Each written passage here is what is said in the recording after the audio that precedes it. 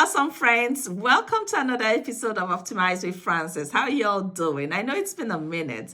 Thank you so much for all the love, all the check-ins, all the engagements with our posts, likes, shares, and comments. Truly appreciate every bit of you. I love it. Continue to share, continue to engage with our posts. As we always say, someone in your neighborhood may need to hear something that we are sharing together on this journey of self-optimization. All right, today we are going to be talking about a man called Abraham, and we are going to be focusing on the topic tagged strength of character. So let's look at strength of character as we x-ray the life of Abraham, and as we call him in the Christian world, Father Abraham. That's what most of us know him as. All right, so Abraham is a young man. When I say young man, for us that grew up knowing him as Father Abraham, we always forget that he was young at some point before he became a father. Anyway, so Abraham is a man who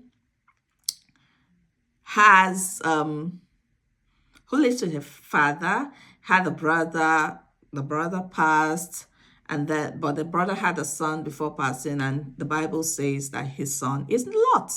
So Abraham takes on his son, who is his nephew, and treats him like a son. How do I know this? Because the Bible story says that the Lord told Abraham to leave his father's house to a land that he's going to show him, and Abraham takes Lot along.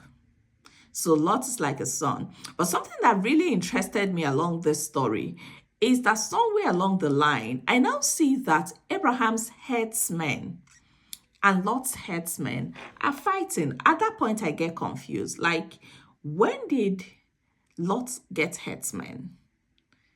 That means under Abraham's leadership, Lot is not just flourishing, he's flourishing enough to have herdsmen, and that is absolutely lovely. So Abraham has invested in him as a person and invested in him enough to set him up for success, to have herdsmen just like him, and that is what any true father would do.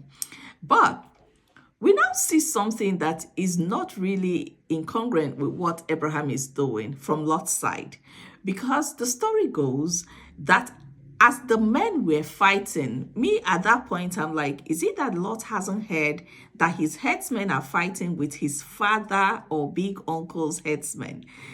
Why didn't he step in and say, no, you can't fight with him? He's the one that brought me up. He's the one that set me up for success. But he doesn't do that. Anyway,